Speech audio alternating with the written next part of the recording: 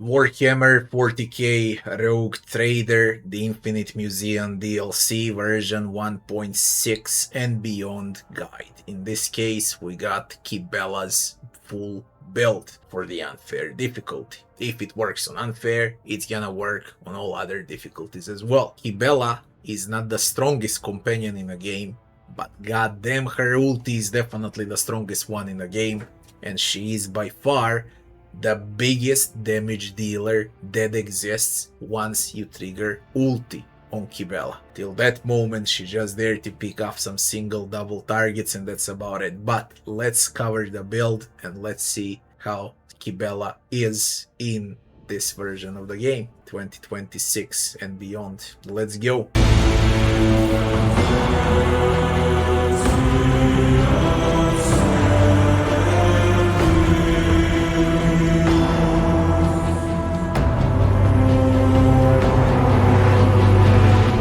Kibellah Itemization. At the start of the game, when you have Kibellah, you'll usually want to play with a two-handed sword. Okay, it doesn't matter what it is, as long as you have one two-handed sword equipped in a set. The other one should be for, of course, dual wielding. This is the upgraded Kibellah for the Omega late game, where she's using Whispering Mercy and Singing Retribution. Okay, so this is quite OP Kibellah, but in most of the cases, this is how it's gonna look like, with double daggers or double swords and one big two-handed sword. The highest damage and the highest arm pen, the better on Kibellah until you get this two, and then it's gonna look like this. Okay. For the second set, as I said, the one that you're gonna use more often until you get this two, it would be the Bio Dagger and the Interrogator's Dagger. One of those two-handed swords that you can use on Kibellah would be Partner in Death. This is a great two-handed sword to use on Kibellah until you get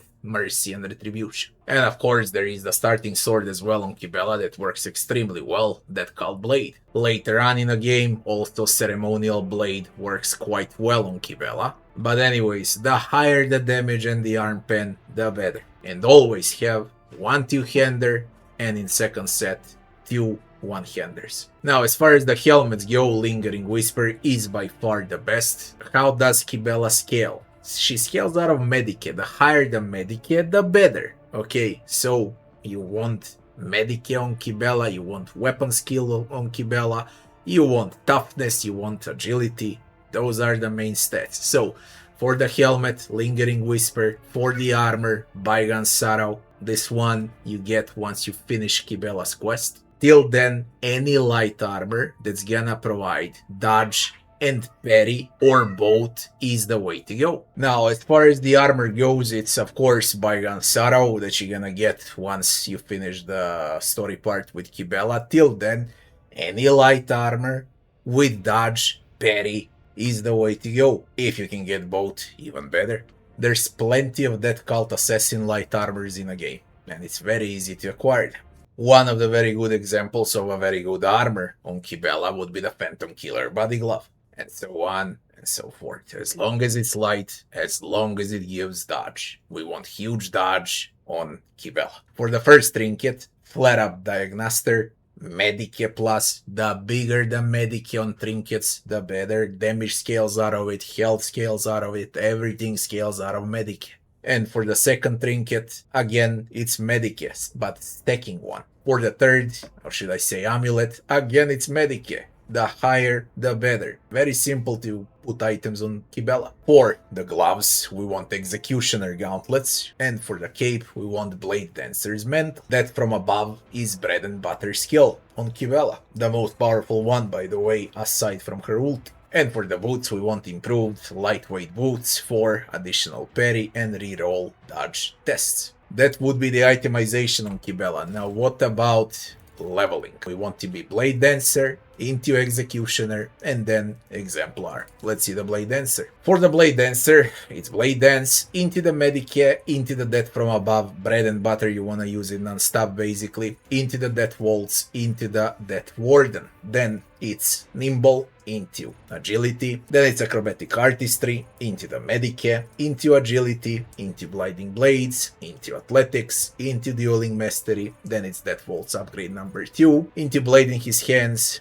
weapon skill, into blood oath, into bloody mess, into weapon skill, into demolition, then it's it will not die, into demolition, toughness, into guillotine, and it ends up with that Waltz ulti upgrade number 3. From this point on, you control what Kibellah is. We want Kibellah to be an executioner, cause she's freaking insane as an executioner. For the executioner, it's force repentance, into scourging strikes, and into where it hurts. Then it would be reckless abandon, into does it hurt, that is carnival of misery ulti, into action point power spike increase, agility twice, into acute pain. Then it's terrifying strike, into anatomy expert, into the Medicare. As you can tell, we're taking Medicare left and right. Weapon skill, into swift movements, extra move points is a must on Kibellah, into bloody trail. Then it's weapon skill, into Medicare, into carnival of misery ulti upgrade number 3. After that, it's all encompassing agony, into strength, and into demolition. After that, we have Pain Resonance, into the Dance of Blood. After that, it's Battle of Attrition, into Toughness, into Demolition, into Master of Torture, and we end up with Toughness, into Open the Veins, with ulti upgrade number 1. Now from Executioner, it's time for the Exemplar. What we want here is Tough as Steel, into Balancing on the Edge. Then we're gonna take Medicare, into Common Feature, Deep Laceration. Then we want Weapon Skill, into Jinx. Then we're gonna learn Captive Audience, into Medicare. After that, it's Peak Condition, into Invigorating Screams. Then we're gonna use Agility, into Promises of Blood. After that, it's Gift of Torment, into Agility. Then it's Reveling in Suffering, into Wounds Streaming Blood. After that, we're gonna take Athletics, into the Flesh Wounds. Then it's Action Point Power Spike Increase, into the Slip Away, and Demolition. On the next level, we're gonna take Shadow Dancer, into Athletics, and then it's Fragile Playthings, into Weapon Skill, then it's Strength, into Athletics, and then we're gonna take Relentless for extra wounds gain, into Blessed Scars for additional extra wound gain. Then we're gonna take Wrecking Weakness, into Demolition, into Feel No Pain, and then just a Flesh Wound. On the next level, Oath of Vengeance, into the Strength, and then we finish with Destroyer, into Unforgiving with Action Point Power Spike Increase. What automatics we use on Kibellah? For the optical insertion, we want Focal Emitter MK Soldier. For the cortical insertion, we want Logis Analyzer. For the Sinistral, we want Pneumatic Assault Grapple, and for the Dextral insertion, we want a Relic Augment, Toxin, basically. For the Boots, we want Hydraulic Booster, so we get Jump Maneuverability. And the most important one that we're gonna galvanize would be Galvanic Carapace. What does it mean now, before we go to how to play Kibellah? Kibellah deals Burning, Bleeding, Shock, and Toxic damage at the same time on every swing.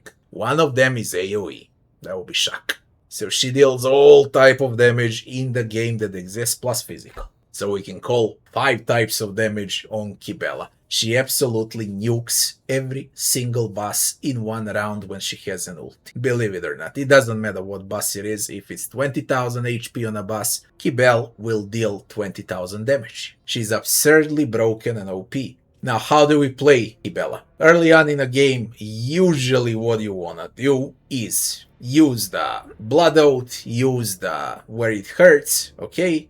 And then you go to some enemy, you smack them with that from above, then you use a basic attack, then you can use Blade Dance, and you return to the starting position with Artistry. And that's about it, until you get ulti. Once you get ulti, then you use that Waltz. And that Waltz will clean the entire screen of all enemies, including bosses. That's how we play early on. Later on in a game, what we usually want to do with Kibellah, because now she has a lot of wounds and she recovers a lot of wounds, you can risk all of those abilities that cost wounds. She's gonna recover everything. Okay, so basically it doesn't cost.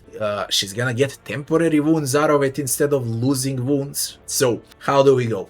Same like I said for these spells here. Now what we want to do is Reckless Abandon, we want where it hurts, we want Terrifying Strike, we want everything triggered, Pain Resonance, we want to mark enemy with Blood Oath, we want a Captive Audience, we want Gift of Torment, and we want Oath of Vengeance.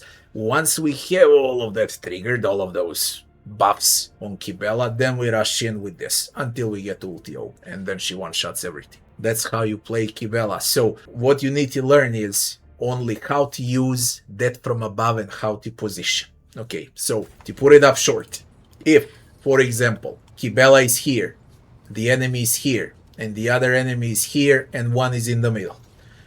You go to this one, that from above, jump to him, hit that from above, hit that from above down there, hit, and then you just repeat everything backwards with acrobatic artistry. So she smacks everyone twice, thrice, it doesn't matter. She's freaking nuts. That would be the build for Kibellah. If you enjoyed the video, don't forget to like, share, and subscribe, and I'll be seeing you on the next one. Thanks for watching.